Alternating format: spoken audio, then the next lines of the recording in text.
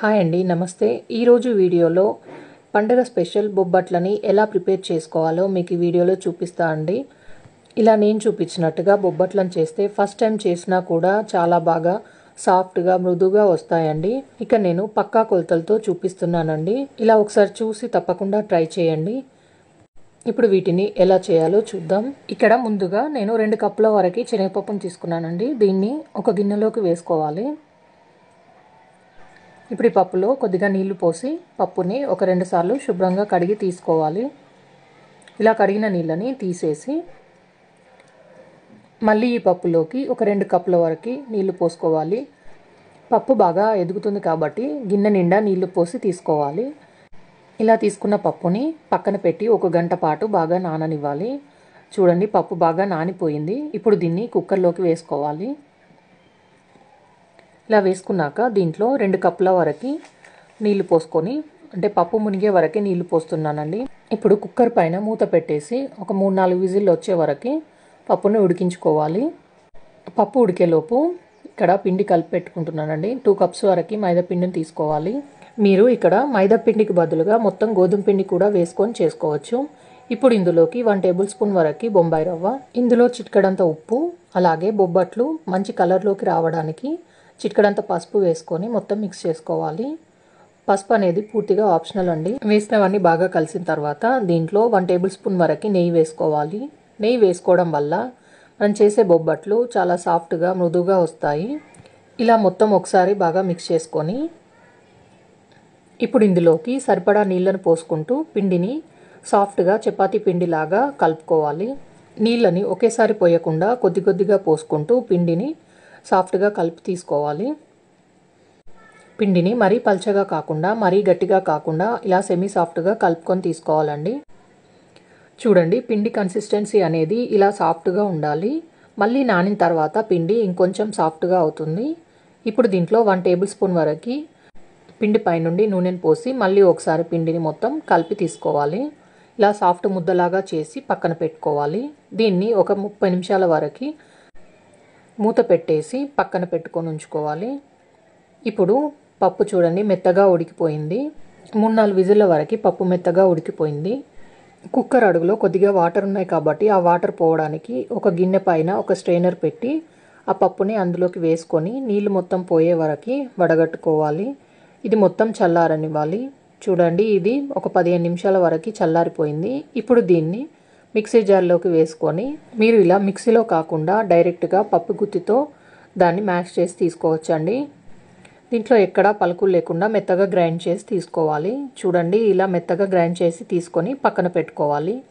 ఇప్పుడు స్టవ్ మీద ఒక కడాయి పెట్టుకొని దీంట్లో 2 కప్పుల వరకు షుగర్ వేసుకోవాలి. ఇక నేను 2 కప్పుల శనగపప్పుకి 2 కప్పుల షుగర్ వేసుకుంటున్నాను. మీరు మొత్తం షుగర్కి బదులుగా బెల్లం కూడా వేసుకొని చేసుకోవచ్చండి. ఇప్పుడు ఇందులోకి 1/2 కప్పు వరకు వాటర్ పోసుకోవాలి. 2 కప్పుల షుగర్కి 1/2 కప్పు వాటర్ కరెక్ట్గా సరిపోతుందండి. షుగర్ మొత్తం కరిగే వరకు కలుపుకుంటూ కరిగించుకోవాలి. షుగర్ కరిగిన తర్వాత దీంట్లో 1 టేబుల్ స్పూన్ వరకు యాలకుల పొడి వేసుకొని మొత్తం ఒకసారి మిక్స్ చేసుకోవాలి. ఈ షుగర్ సిరప్ తీగపాకం వచ్చే వరకు మరిగించుకోవాలి. చూడండి, ఇలా తీగపాకం వచ్చిన తర్వాత ఇప్పుడు దీంట్లోకి మనం ముందుగా గ్రైండ్ చేసుకున్న పప్పుని ఇందులోకి వేసుకోవాలి. ఇలా గ్రైండ్ చేసుకున్న మొత్తం పప్పుని ఇందులోకి వేసుకొని షుగర్ సిరప్లో పప్పు బాగా మిక్స్ అయ్యేటట్టుగా ఎక్కడ ఉండలేకుండా మిక్స్ చేసుకోవాలి. ఇక్కడ 2 కప్పుల షుగర్కి అలాగే 1/2 కప్పు వరకు వాటర్ కరెక్ట్గా సరిపోతాయండి. మళ్ళీ ఎక్కువ వాటర్ పోస్తే పప్పు బాగా పల్చగా అయిపోయి ఇది గట్టిగా అయ్యే వరకు టైం బాగా పడుతుందండి. ఇప్పుడు ఇందులోకి 1 to 2 టేబుల్ స్పూన్ వరకు నెయ్యిని వేసుకొని మొత్తం ఒకసారి మిక్స్ చేసుకొని మంటని హై ఫ్లేమ్లో పెట్టి కలుపుతూ ఉన్న కొద్దీ ఇది దగ్గరగా అవుతుంది. చూడండి, కన్సిస్టెన్సీ అనేది ఈ విధంగా ఉండాలి. స్టవ్ ఆఫ్ చేసి దీన్ని దించేసి పక్కన పెట్టి మొత్తం చల్లారనివ్వాలి.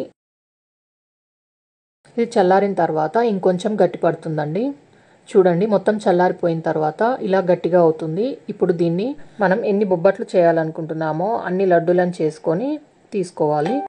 మిగిలిన దాన్ని ఫ్రిడ్జ్లో పెట్టి కావాలనుకున్నప్పుడు చేసుకోవచ్చు. చూడండి, ఒక 1/2 అవర్ వరకు పిండి ఇంకా ఎక్కువగా మెత్తగా సాఫ్ట్గా అయింది. ఇప్పుడు ఈ పిండిని చిన్న చిన్న ముద్దల్లాగా తీసుకోవాలి. ఇలా చేసుకొని తీసుకొని ఇలా చేసుకున్న పిండి ముద్దని ఇప్పుడు చపాతీ పీట మీద పొడిపిండి వేసుకొని ఆ పిండిలో ఒకసారి ఇలా డిప్ చేసి ఇలా మొత్తం పిండిని డిప్ చేసిన తర్వాత ఇప్పుడు ఈ పిండి ముద్దని చిన్న పూరి సైజులో రోల్ చేసుకొని తీసుకోవాలి. మనం ముందుగా ప్రిపేర్ చేసుకున్న పూర్ణంని ఇందులోకి పెట్టి పూర్ణం బయటికి రాకుండా మొత్తం క్లోజ్ చేయాలి. ఎక్స్ట్రా ఉన్న పిండిని తీసేసి ఇలా రౌండ్గా చేసుకున్న తర్వాత మళ్ళీ పీట పైన కొంచెం పొడిపిండిని చల్లి స్లోగా ఇలా ప్రెస్ చేస్తూ దీన్ని తీసుకోవాలి. చాలామందికి ఎక్కువగా నెయ్యితో చేసినవి నచ్చవు కాబట్టి ఇలా పొడిపిండితో చేసుకొని తినొచ్చు. అలాగే మనం పొడిపిండితో చేయడం వల్ల ఇవి కాల్చేటప్పుడు చాలా బాగా పొంగుతాయి. ఇలా పల్చగా రోల్ చేసుకున్న తర్వాత దీన్ని పక్కన పెట్టుకొని మళ్ళీ ఇంకొక మెథడ్లో మీరు కూడా చేసుకోవచ్చండి. ఇలా బటర్ పేపర్కి ఆయిల్ అప్లై చేసి పిండి ముద్దని పూరి సైజులో చేసుకున్న తర్వాత మనం చేసుకున్న పూర్ణంని ఇందులోకి పెట్టి పూర్ణం బయటికి రాకుండా ఇలా మొత్తం క్లోజ్ చేసి ఇలా చేతితోనే మొత్తం ప్రెస్ చేసి చేసుకోవచ్చు. మీకు ఎలా కావాలనుకుంటే అలా చేసుకోవచ్చండి. వీటిని ఇప్పుడు కాల్చుకొని తీసుకోవాలి. స్టవ్ పైన పెనం పెట్టుకొని పెనం బాగా వేడైన తర్వాత 1 టేబుల్ స్పూన్ వరకు నెయ్యిని వేసి మొత్తం అప్లై చేసుకొని మనం చేసుకున్న బొబ్బట్టుని దానిపైన వేసి ఒక 30 సెకండ్స్ వరకు అలాగే వదిలేసి మళ్ళీ దాన్ని ఫ్లిప్ చేసి దానిపై నుండి నెయ్యిని అప్లై చేసుకోవాలి. ఇలా నెయ్యి మొత్తం అప్లై చేసిన తర్వాత మళ్ళీ ఒకవైపుకు టర్న్ చేసుకోవాలి. ఇలా మరొక వైపుకు తిప్పుకున్న తర్వాత దీనిపై నుండి 1/2 టేబుల్ స్పూన్ వరకు నెయ్యిని వేసి మొత్తం అప్లై చేసుకోవాలి. ఇలా రెండు వైపులా నెయ్యిని అప్లై చేసుకుంటూ దీన్ని బాగా కాల్చుకోవాలి. చూడండి ఇలా చేసిన బొబ్బట్లు ఎంత బాగా పొంగుతున్నాయో.